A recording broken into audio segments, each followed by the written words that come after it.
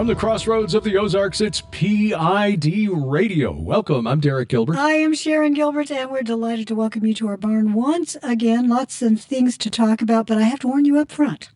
Before we remind you to download our app, I'm going to warn you that this could be shorter than our usual hour-plus blather. For a couple of reasons. One is that the dogs are in the backyard enjoying the wonderful weather out there, so they're fine. But the other thing is that we're running into some technical issues after upgrading to the latest version of macOS. Some programs don't want to work. They're cranky. I get it. I'm cranky.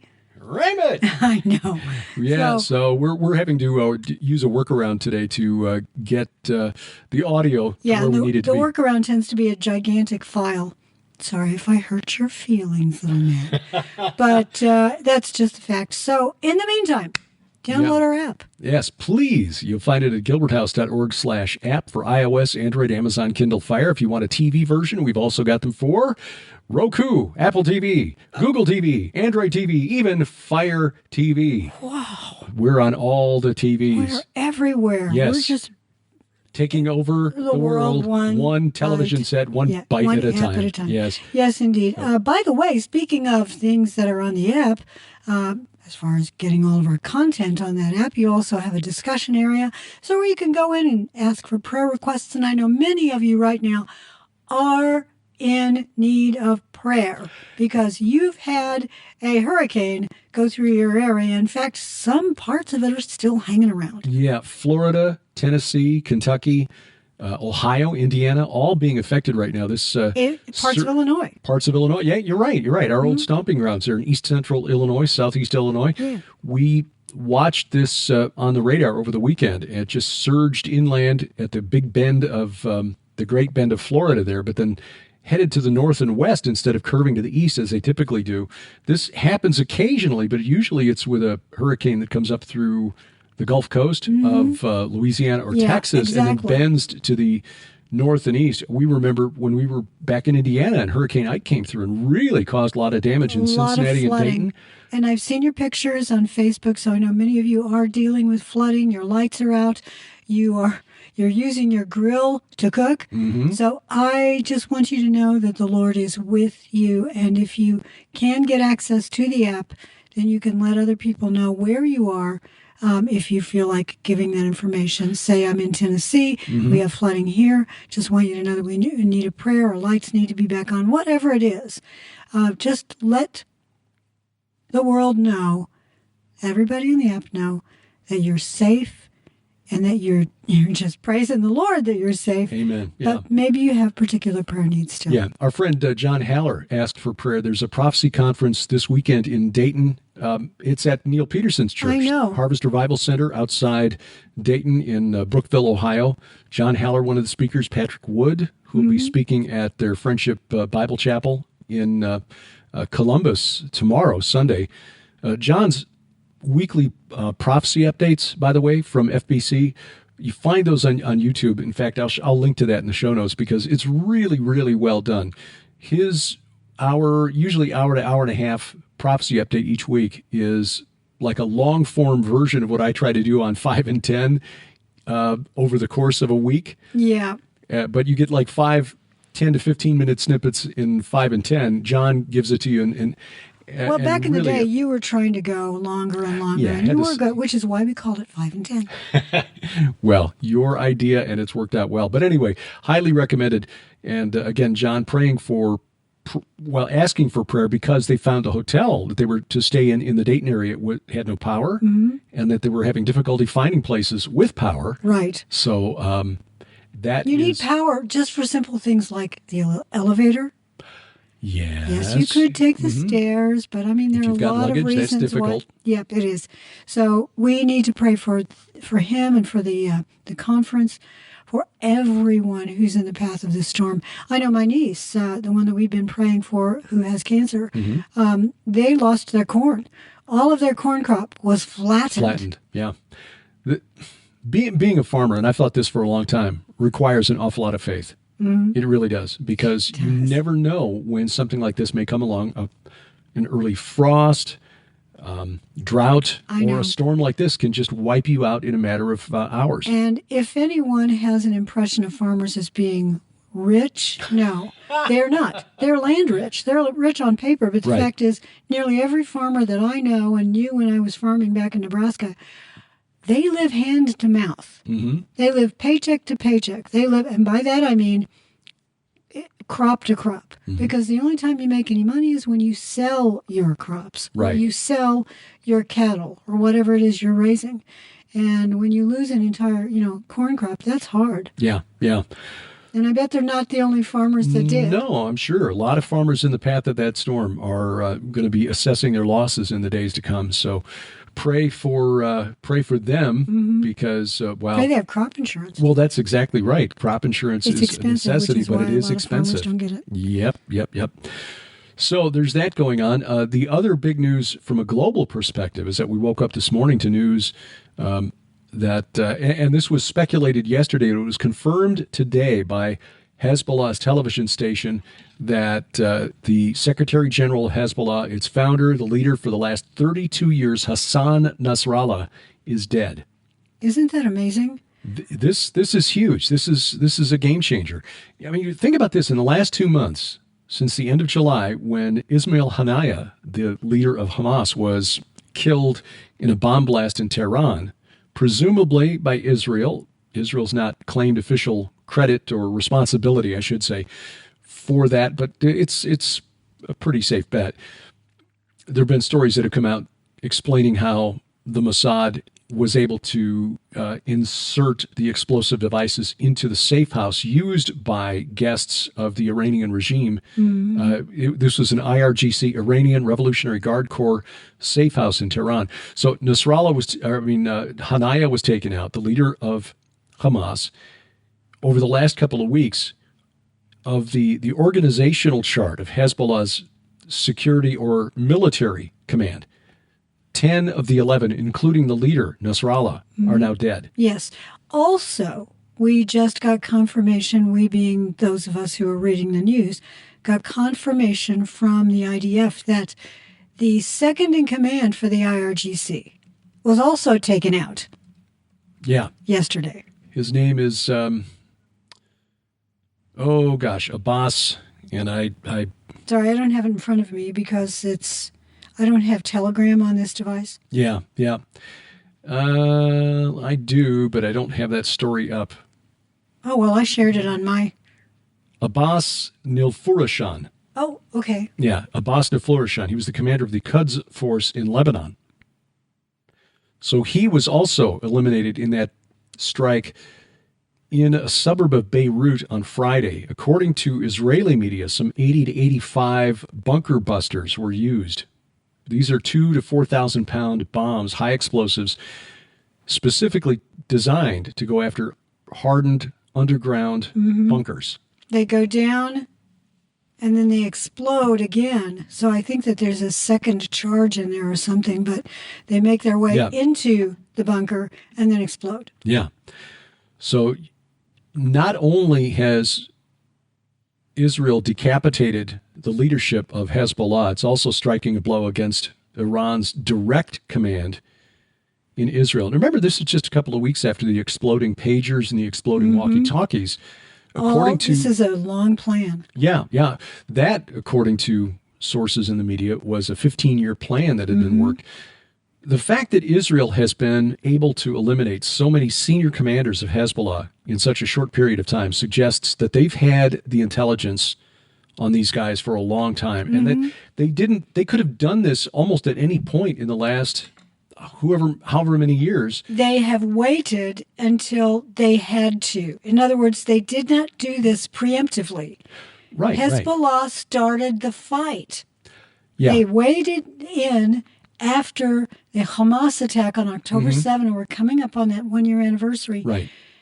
I think that Israel wants to get this done before that anniversary. Yes. The focus of the fight has shifted over the last few weeks from Gaza to the north, to Hezbollah. When we were in Israel back in May, part of our Solidarity mission, we saw firsthand in Jerusalem, which was very secure. We didn't have any alarms, sirens, warnings in Jerusalem. None. They don't want to hit Jerusalem because Jerusalem is a holy site in Islam, and they don't.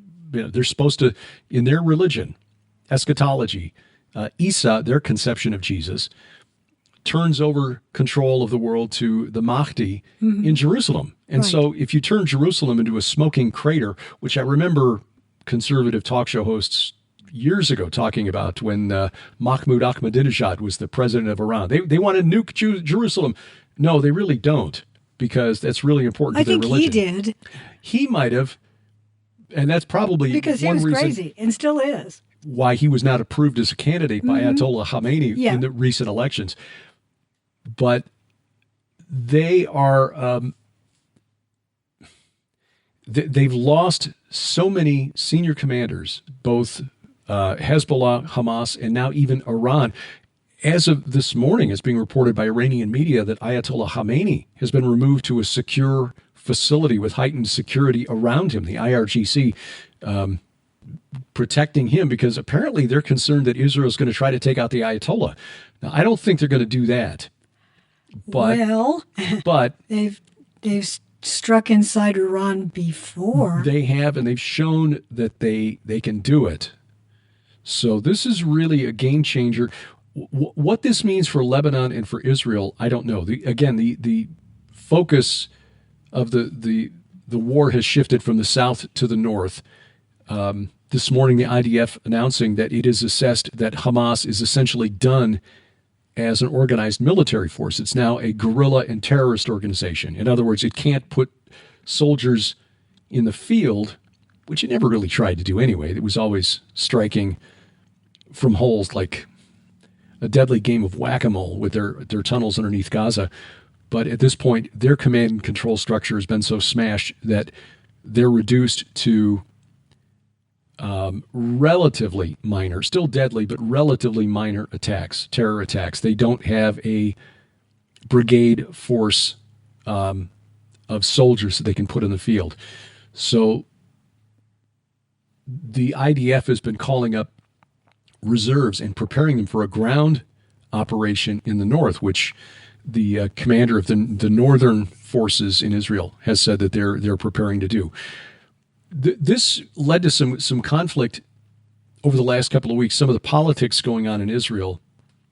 We in the West have this idea, I think, that Benjamin Netanyahu's got an iron grip on the Israeli government, and that just isn't true. Our friends in Israel, who are political watchers, observers, tell us that he's kind of isolated there in the same way Trump was isolated in Washington, D.C. The deep state in Israel doesn't like Netanyahu any more than America's deep state likes Trump. No, not at all. He was educated in the U.S., so from an Israeli standpoint, that means he's an outsider, and they only tell him what they want him to know, just as in the United States, corporate media running stories praising generals from the Pentagon who said, we didn't tell Trump everything because we considered him a threat to national security. I'm sorry, that's borderline treasonous. But that's the situation that Netanyahu is in.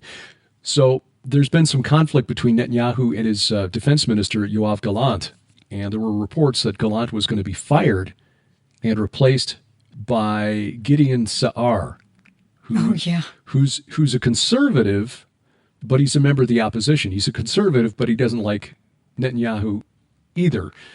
But when things started heating up with Hezbollah, Sa'ar said, okay, I'm not going to take the job, because he didn't want to make the politics a focus at a time when the soldiers, the troops, needed to be focusing on their jobs. Mm-hmm. So, kudos to Sa'ar for that. I hope that he can come to an agreement and an alliance with Netanyahu.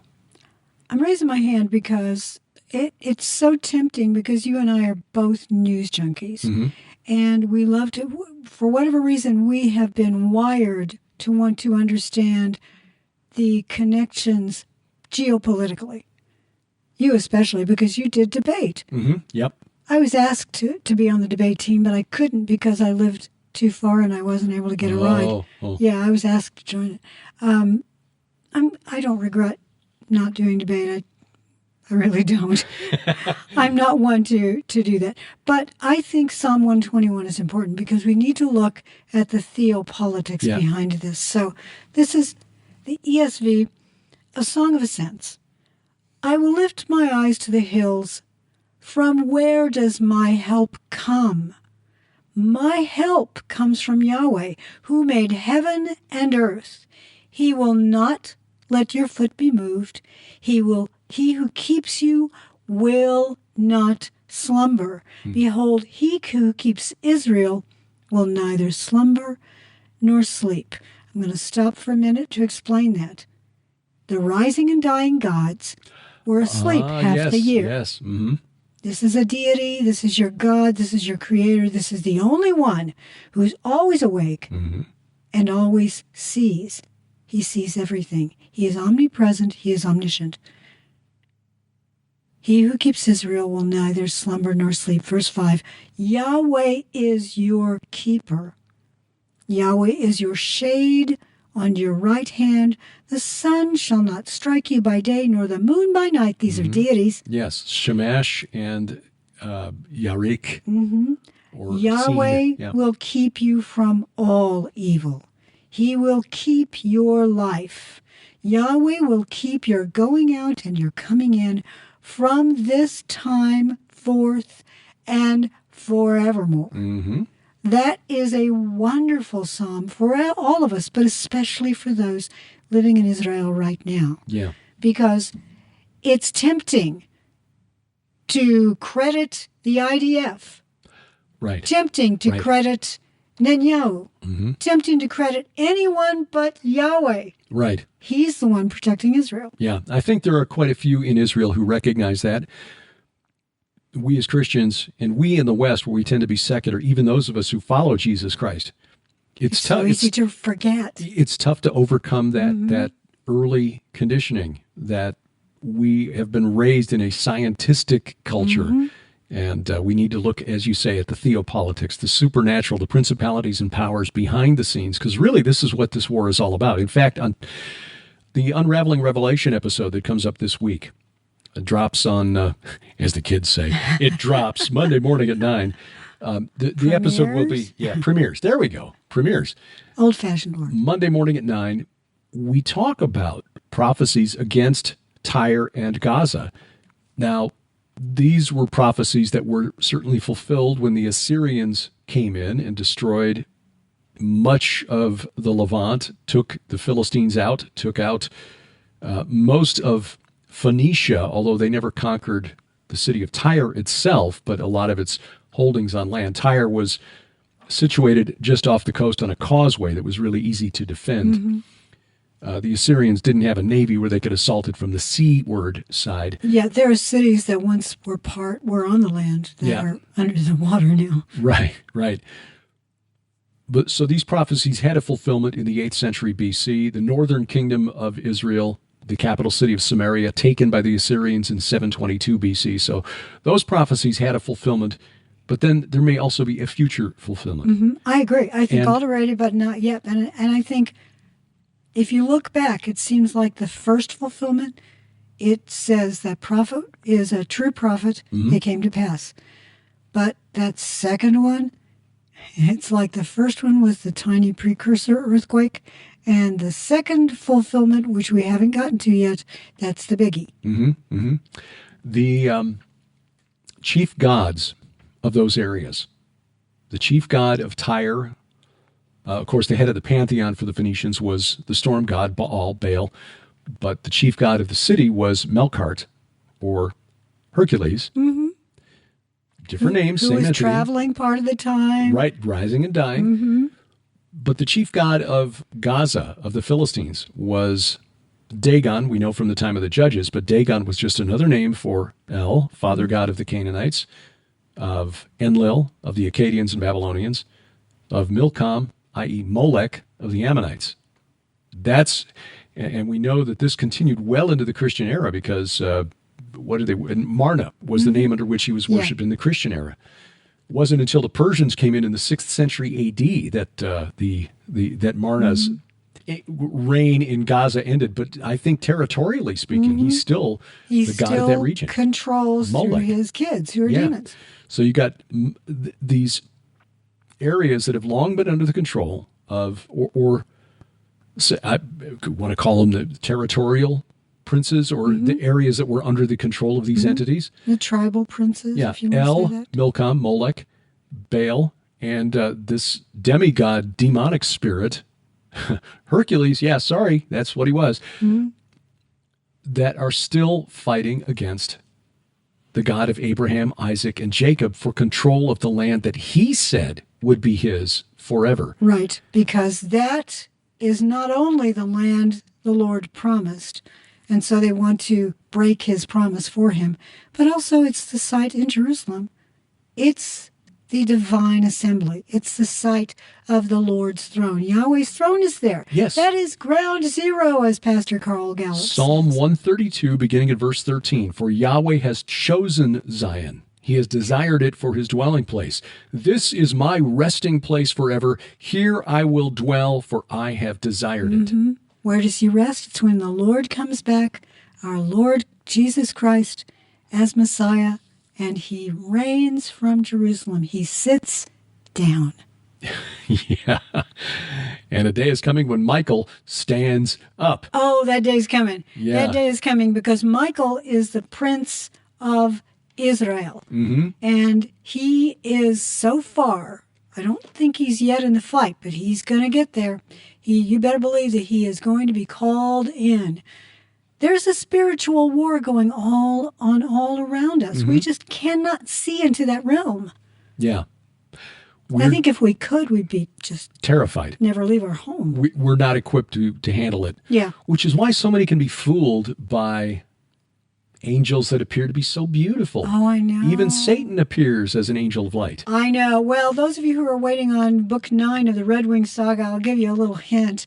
Right now, I'm working on it. I am working on it. My eyes make it such that I can't, my eye problems make it such that I can only work for a short period each day. But I am currently writing a conversation between Charles and Satan. That should be really Yep, Satan interesting. Finally decides he's going to show up. Yeah. Yeah. Yeah. He sits, I see Satan, who is the God of this world. And I see him as having a massive assembly. He's the one everybody has to go to. And can we do this, do you think? Because, we know you're God of this world, so we have to. He's the God of gods, King of kings, Lord of lords, in the rebellious realm, in the infernal realm. He is not the true one. He's the imitation. Exactly. Yeah. I was going to rabbit trail, but I'm not going to go there. Well, it's easy to do. Yeah.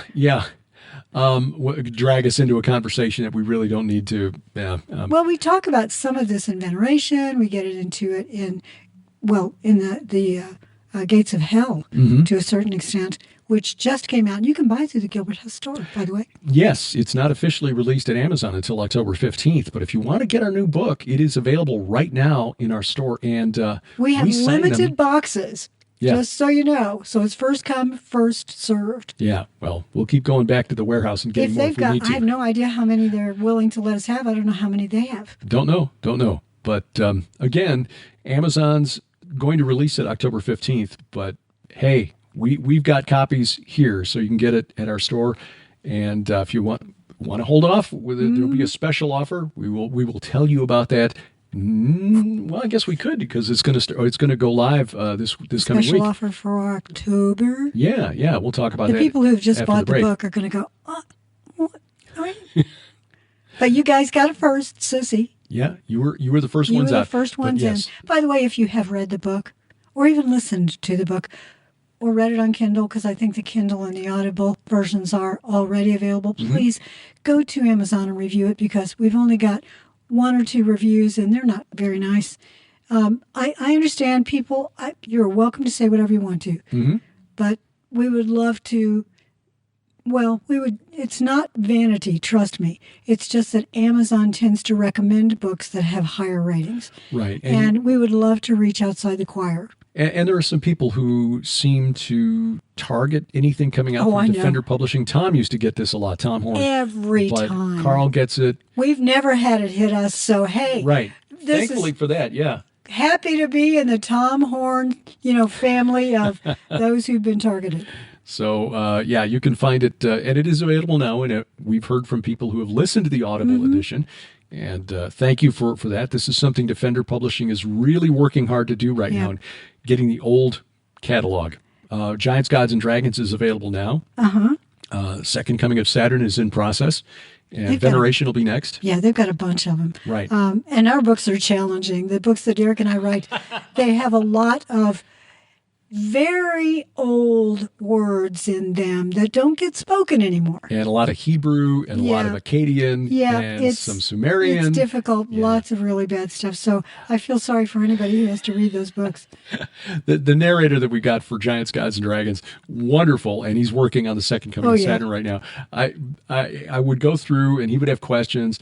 And so we put together a spreadsheet of pronunciations of old deities. Over 1,000.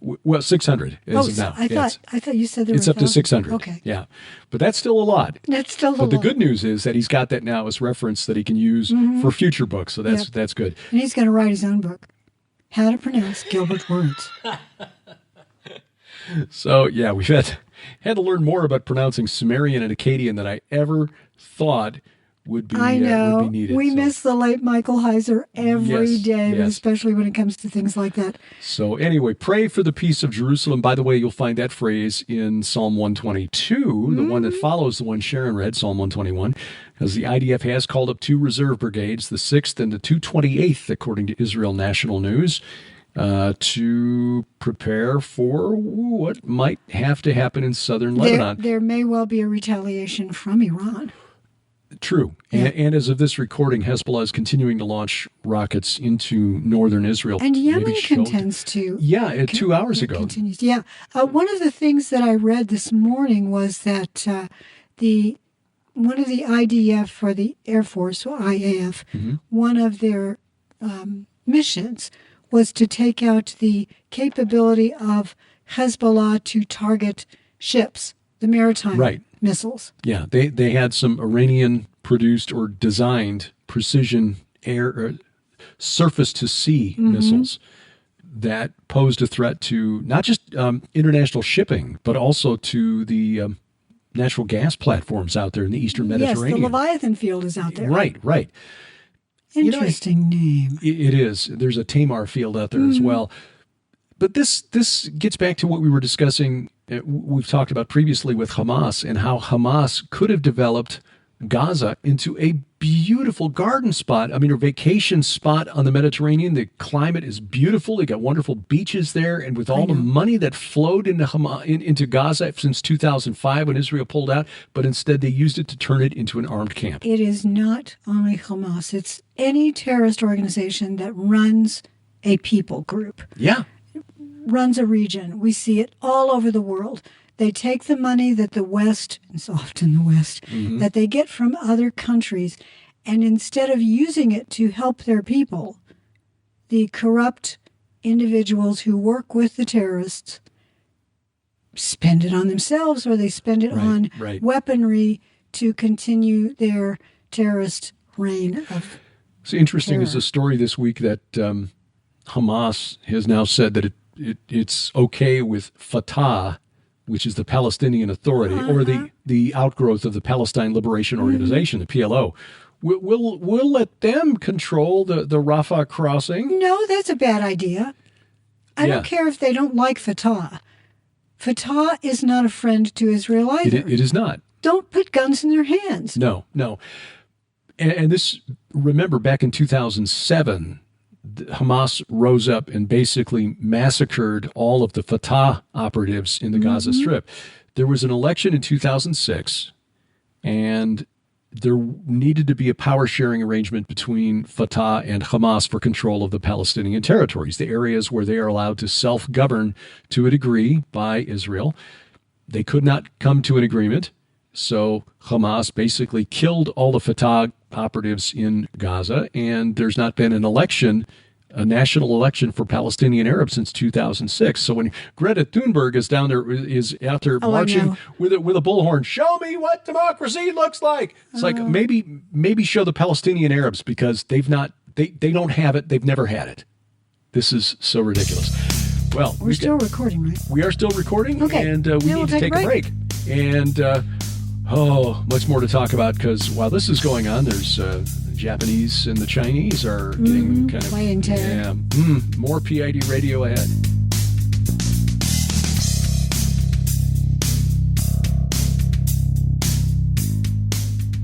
It's time for back to school, and we have a special offer in September at the Gilbert House store. Back to school, it's impossible to believe. Where did the year go? Well, October is also approaching, so we have a deal for you. $35 only plus shipping and handling will get you 2 amazing books and a CD, which is interviews with Dr. Michael Heiser. Preparing you for All Hallows Eve, the month of October, when we begin to think about the spirit realm, our book Veneration, which takes a deep dive into the cult of the Nephilim around ancient Israel, the source of the demons that plague the world to this day. And also a wonderful book by our friend Vicki Joy Anderson, They Only Come Out at Night.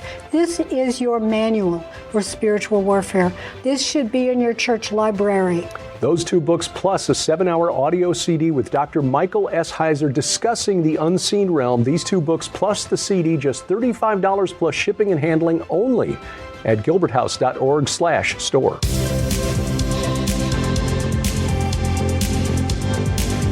Welcome back to P.I.D. Radio. I'm Derek Gilbert. I'm Sharon Gilbert, and even though we have had to cancel our Solidarity tour that was scheduled for November of this year, we are still planning to go to Israel next spring.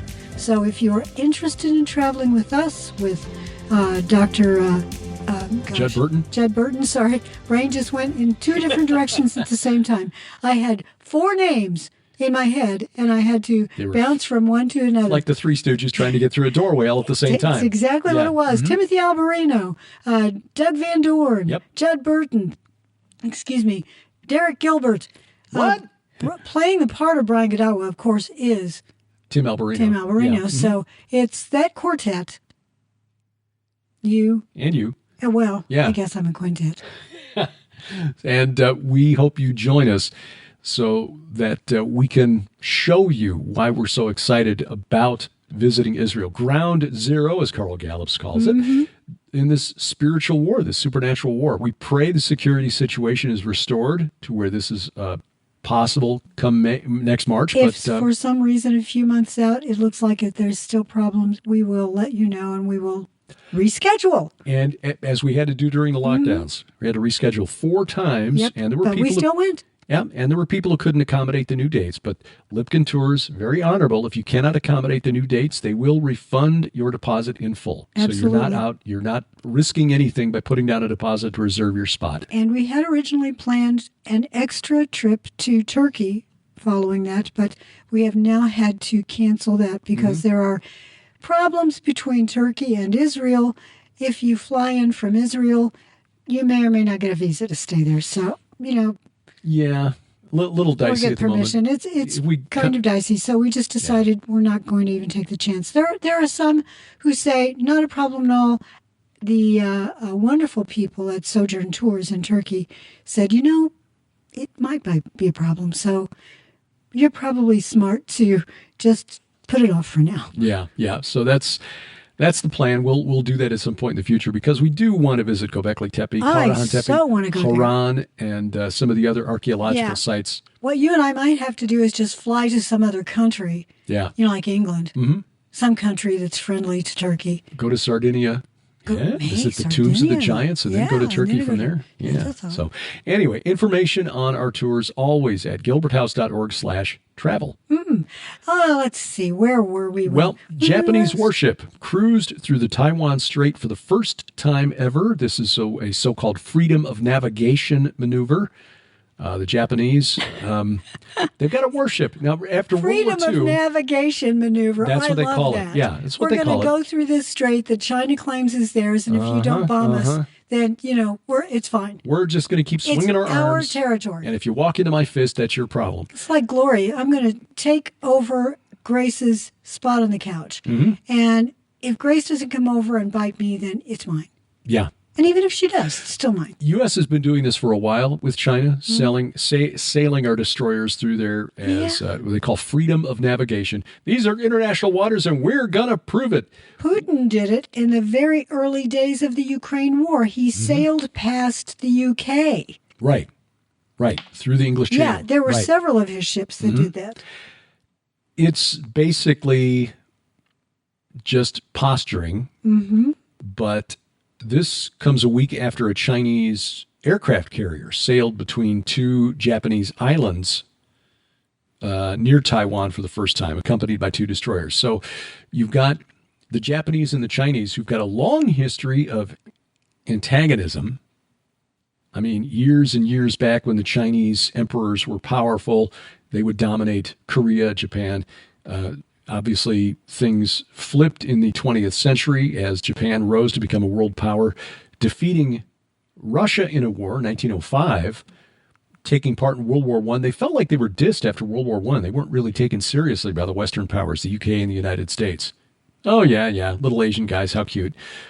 Well, but they had previously been in a war with Russia. Exactly, and defeated the Russians. I mean, so weakened Russia. Yep. When the 1930s came and Japan began its expansion into China, there's a lot of antagonism that goes back, long memories there. China still considers the century from about the mid-19th century to about 1945, they call the century of shame. They look at the 21st century as the century of China, just as the 20th was the century of the United States. Yes, and of course, if you didn't say this, and forgive me if you did, Japan did invade Manchuria in the early 1900s. And I doubt that China, they remember that. They do.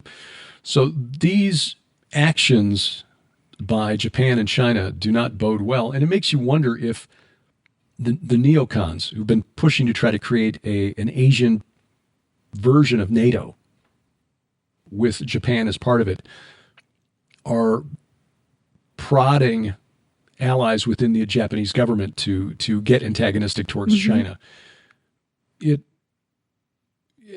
With China insisting that it's going to reintegrate Taiwan into the mainland at some point, and based on what I've seen about war games conducted by think tanks here in the United States, just as the United States, we've got this mindset since 1945 that we are the dominant superpower. We can project our military influence wherever we want. Well, bear in mind, even though the corporate media isn't really reporting it here, we've essentially lost control of the Red Sea to Yemen. I mean, anytime you've got a particular power of a particular type. Okay, we've got these aircraft carriers that are really powerful, but they've got also inherent disadvantages. It's a big floating target with 5,000 men on board that's really vulnerable to new hypersonic missiles. Yes. So we've not been able to secure the passageway into the Red Sea from this ragtag bunch that runs this impoverished nation at the southern tip of the Arabian Peninsula. The same is true with, and look, military minds all over the world are watching this and going, okay, we can't afford to build these massive aircraft carriers, but we can build these missiles. So the Chinese, the Russians, North Koreans, they're taking note of this. There was a time when if you had the strongest Navy, you were the strongest nation. Right. Those days are gone. Yeah, this is not this is not the 19th century. We are not the United Kingdom, and we don't have an Admiral Nelson anywhere, Lord Nelson. So the war games that have been done in Eastern Europe and regarding an invasion of Taiwan consistently show that the United States really is not able to defend. If Russia wanted to invade Eastern Europe, we would really have a difficult time defending Eastern Europe unless we wanted to start throwing nukes back and forth. And then it's like everybody loses. It's like, we're not going to win, so we're just going to flip over the game and all the pieces get broken. And about every 2 months we get, stories out of Russia that, Putin plans to, he's okay, I could nuke them. Should I nuke them? What do you think, guys? He's, talking about the use of tactical nuclear weapons. Well, he's reported as talking about it. I have no idea if he is or not. Well, there are people who live in that part of the world. We talked with Rick Renner. Yep, who lives in Moscow. Lives in Moscow, has lived there for several decades, and he says, look, what we see in the corporate media here in the West about Russia is just not true. Well, it's just like what they see over there about us. Maybe not true, too. I mean, the propaganda is a thing. Yeah, same as we've seen firsthand with the media reporting on Israel. When we come back over here and it's like, that's not at all what we saw when we were there. Well, yeah, we try to get our news about Israel from Israelis who live there. Israelis we know personally. Right. So there's this going on in the Asia Pacific region, which we just pray cooler heads prevail. And for some reason, these neocons who just seem to have this, it's illogical, so I'm assuming it's spiritual, need to try to control the world, trying to push Japan into a conflict with China because they somehow think that we could take China if China decided to go after Japan and or Taiwan. Taiwan, look, if China wanted it, they could take it. And I don't think China wants to destroy Taiwan because that's where all the plants making chips, microprocessors. They just want to control it. They want to control it, right. And they want to make sure that we can't have access to it. Yeah, it's one reason that a lot of the activity in the tech community that was taking place on Taiwan has now been moved to India and the Philippines and where else? South Korea. South Korea, yeah. South Korea. Oh, there's another place that constantly has to worry about what's going to happen because there's a crazy guy up north and it's not Santa Claus. It's like, look, we in the United States, we could be building these things. Why aren't we? Oh, it's too expensive. American workers is like, okay. But that leads to another story, which we've talked about previously, the whole Springfield, Ohio thing, Charleroi, Pennsylvania thing. Another story came out this week. United Food and Commercial Workers Union urging federal, state, and local authorities to investigate a meat processing plant in Greeley, Colorado, for alleged human trafficking in bringing Haitian migrants to Colorado to work in the meatpacking plant. This is the union. Sorry, my brain was going in some really interesting directions with that story. Sorry. I was one of the performers in Sweeney Todd. Yeah, I know. Let's pray nothing like that is going on. Yeah. According to the media report from the, this is from the United Food and Commercial Workers Union, UFCW Local 7 members who work at the JBS plant in Greeley, outlined in detail below, includes, and I'm quoting now from the union's press release, includes numerous cases of abusive practices both within and outside of the workplace, including management-led human trafficking utilizing the social media platform TikTok, charging immigrant workers for company-provided rent in squalor conditions. That's what's going on in the UK. It is mostly, is it Latvians? No. Where are they mainly coming from? But it's TikTok that's being used. Albania? Albania, thank you very much. TikTok is being used to tell them, go here, and you only have to pay a certain amount, but once you get here, you get it all back, and you'll live for free, and we'll take care of you, and we'll make sure you get citizenship.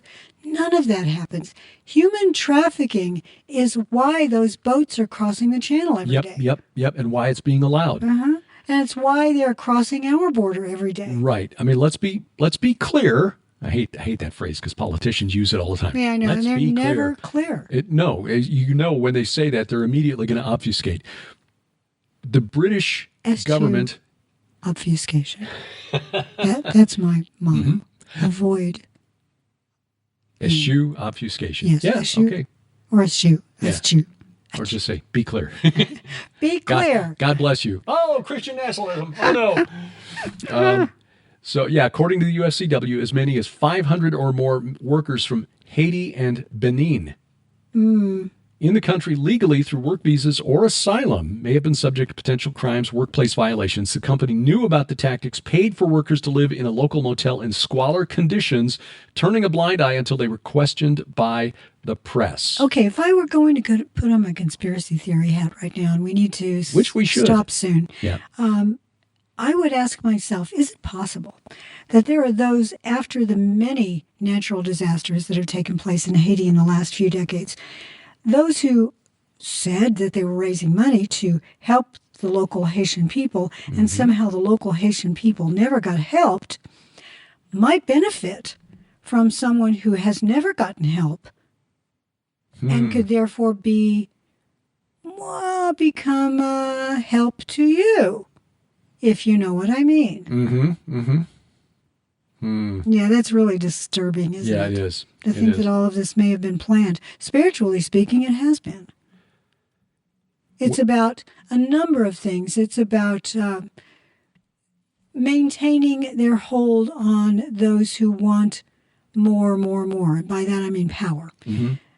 Money often leads to power, and power leads to money. I mean, but basically, it's power.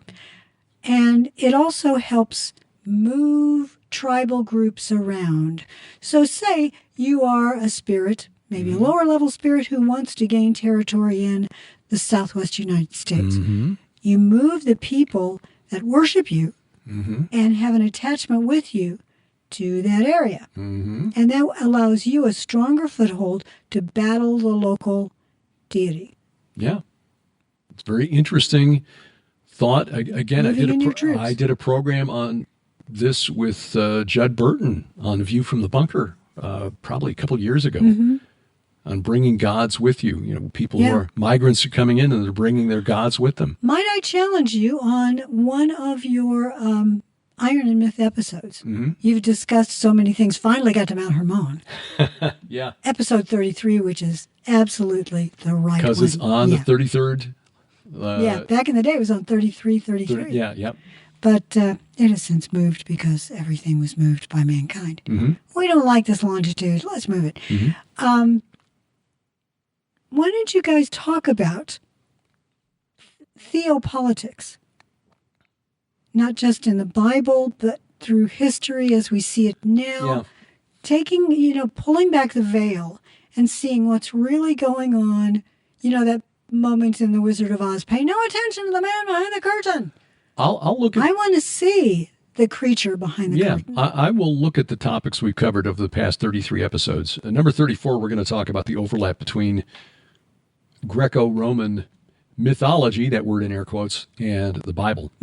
So that should be really interesting. Well, most of these episodes are going to touch on it in some way, but when you actually say, okay, let's play a spiritual game of Risk.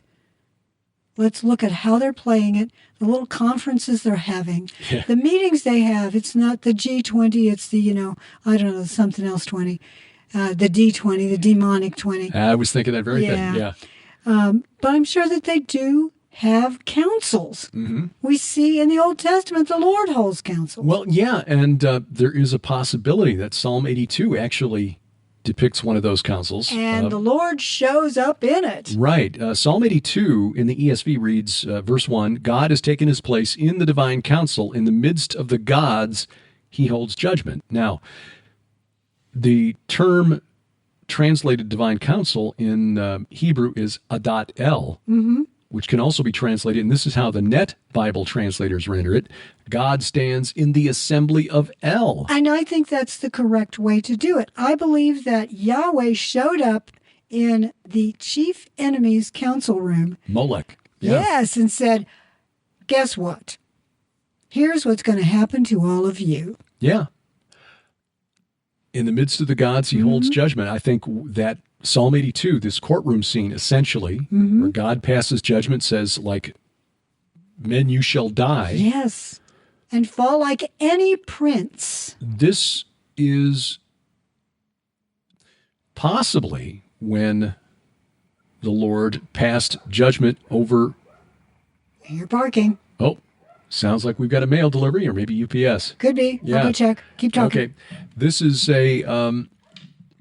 possibly a description of what happened when God passed judgment on the Watchers. As I argue in the second coming of Saturn, Molech, Milcom, El, Enlil, FedEx. That's the uninterrupted power supply for the video editing computer inside the house. It is possible that this is when God passed judgment on the rebellious Watchers. In the second coming of Saturn, I argued that Milcom, Molech, El of the Canaanites was Shemiyaza from Genesis chapter 6. So this scene in Psalm 82, God taking his place in the divine council, or the council of El, which would make it the infernal council, is how that scene played out. Speculation? Don't know, not a theological hill on which to die, but it certainly is God, the God of Abraham, Isaac, and Jacob, Yahweh, demonstrating his authority over these lesser Elohim, the created beings that he spoke into existence, and saying, look, I delegated this responsibility to you to administer this creation, and you have ruled unjustly. That's verse 2. How long will you judge unjustly and show partiality to the wicked? And for that they were deemed unworthy, and said that, okay, you are gods, all of you, sons of the Most High, but like men you shall die. So that is your punishment. You know, I'll put my earbuds in so I can hear what I'm saying. But best alarm system on the planet. Aren't Grace they, though? and Glory, yes. Oh, they're so good. By the way, there's a Grace and Glory meme, both of them, at Facebook, so you want to check that out. Yeah. It's interesting that the Lord shows up, because in the book of Enoch, First Enoch, which we're going to be continuing our study of tomorrow morning, at the last Sunday of every month, we're going to be doing that on Gilbert House Fellowship, that the watchers ask Enoch if he could please go speak to the Lord, because he won't talk to them directly. Can you go and ask him to please come here and talk to us? Yeah, which suggests that maybe Psalm 82 is, I was speculating. I know, exactly. Yeah. It's because he told Enoch, no, you can go and you can tell them this. Yeah. And I think a point in time comes, and this could be their counsel. Who knows when they're in Tartarus? True. And the Council of El may mean he's there. It may not mean he's there. He may have a proxy sitting in for him. You know, Satan. Who knows? Yeah. But someone's sitting in for him. But the point is, it's called his council still, even though he's in Tartarus. .L. Good point. Yes. Good point. Which I think is very interesting. You need to read The Second Coming of Saturn, Derek's book. He gets into very important imagery. But he shows up and says, okay, here's what you get when I come personally. Yeah. Doom. Sentence has been passed, has been decreed. It's we're just waiting for the judgment to be carried out. Because they haven't died like men yet. That's true. Right. Yeah. Well, sadly, we need to wrap this up. Got a question to address, let's do which that. We will do. These questions come in through our app, the Gilbert House app. Blow my nose really quickly. Which you can get at gilberthouse.org/app. Also, pidradio.com/app. If you're at the podcast website, you can find it there. Let's see. Let us look at this one about Revelation 6. This is from Deb. Hi, Deb. She asks about the fourth seal with the pale horse. This is something you've done presentations about. Yes, I have written about it. I've talked about it. It says a quarter of the earth will be killed from pestilence, famine, and the beasts of the earth. Well, actually, it says it's got power over a quarter of the earth, not necessarily that a quarter of the earth. That is the thing. I looked this up, actually. When you look at the percentage of land on Earth relative to ocean, it's about a quarter of the Earth is covered with land. It's interesting that this is Thanatos, and death itself is the last enemy that is to be conquered, you might say, because death itself is also Mot. Yes. A Canaanite form of Thanatos. Yes. It says a quarter of the earth will be killed from pestilence, famine, and the beasts of the earth. I have wondered if these beasts might be cryptids, such as Dogman, Bigfoot, rakes, Raikes. Not familiar with rakes. Me neither.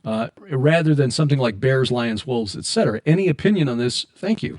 I have taught that it could be normal animals, beasts, but it also could be tiny beasts. The word there is, Therion. Therion, thank you very much, which is a diminutive form of the word, and it implies something smaller. Now, I'd say it's both, actually. I'd say it's probably animals who would... Think about it now. Think about how many animals are on the loose. When you get warfare in an area, when you get natural disasters in an area, and I'll get to the cryptids in a minute, but just natural animals themselves, zoos are often emptied. For whatever reason, the animals can suddenly get out, and they are not happy. This happened in Ukraine. A lot of animals got out, and there were people who went in to help them. But if you have spiritually driven animals, animals who are possessed, you might say, or used by the fallen realm, or used by Thanatos, then, because this implies this is one of his weapons. Well, she's just still barking at I think there's another delivery taking place out there, in another truck. Oh.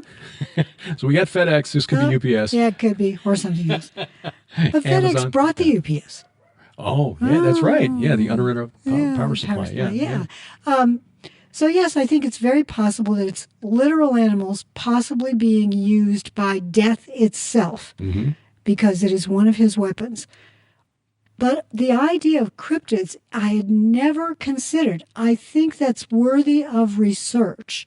Yeah. Because, and this is, I believe cryptids, those things that, they're called that because they're hidden. This idea of hybrids or unusual sort of pre-flood animals that are human-animal hybrids that are on the loose, they may be the result.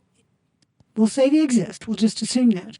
They may be the result of human experimentation or that can get out of a lab, just like anything that humans experiment, gain of function.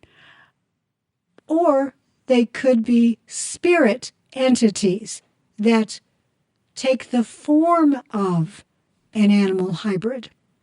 I believe that happens all the time.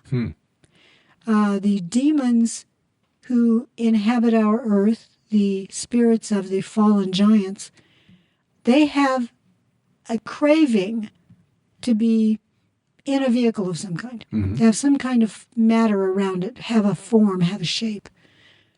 But it's possible also that they inherited their father's ability to take on different forms. As you mentioned earlier, Satan himself can appear as an angel of light. He can change his appearance. When angels were sent by the Lord in the Old Testament, they looked like men. But they really must have had an unusual look for men, either really tall or just perfect or whatever, because Abraham knew that they were angels. Yeah. The men of Lot knew that they were angels. So either before that, during that time, mankind was still capable of seeing into the spirit realm, or there's something really unusual about angels who appear to be human. But maybe it's really unusual if they take animal form. That could well be. I don't know. Yeah. But I like what you said, that it does not necessarily mean a quarter of the earth dies. Right. He's given power over a quarter of the earth. Yeah, they were given authority over a fourth of the earth to kill with sword and with famine and with pestilence and by wild beasts of the earth. And he's got Hades traveling with him. Right. Hades followed right behind. Yeah. Fanboy. That is the implication in the verse. Yeah. So that is a good question. Thank you, Deb. And we will tackle another one tomorrow morning on the Gilbert House Fellowship. Fellowship. We will, maybe even Bible two. Study. We'll yeah. try to get this whole setup out here figured out. Yeah. Why it's roll back to OS 14. Why on earth it was beeping? It was very annoying. Yeah. It was every 5 seconds it was beeping. My bad for upgrading without checking to make sure the Adobe apps were all compatible. Apparently it doesn't work with this. Yeah. Well, we'll figure it out. We've all done that at some point or another. So. But I want to let you know that I've been talking about the armored sheep for some time. Derek has the opening and the lower thirds all worked out. And I've recorded a couple of videos that will probably be put together into the first episode. I don't know what the total time on it, maybe 45 minutes. But I'll try to do these at least once a week, if not more often. And I will warn you up front that this episode, this first episode, when it drops, beware, because I have no makeup on. Not any. Nada. Nothing. I just trimmed my hair. Yeah. I have issues. I have fibromyalgia and I have issues with doing my hair. Back in the day, I had long hair and it would take me an hour to work with it. So now I keep it as short as possible. About twice a year, I just buzz it down. Then it grows back out to about 2 inches long. And then I get tired of it and I buzz it back down. So my hair is freshly buzzed and no makeup. So beware. No. Take care. You are beautiful, sweetheart. Honey, seriously, there was a time when I never would have dreamt of doing that, much less appear to you without makeup. But I got to tell you this. My husband has given me the gift of self-confidence because his eyes are my mirror. Seriously, his eyes are my mirror. So regardless of what this almost 72-year-old woman feels like, looks like, I don't look like I'm 20. I never will again. I can't bark like Glory can, but she's out there barking right now. But when I look at you, I feel beautiful. That's how I see you, sweetheart. And because I think we need to look on the real person.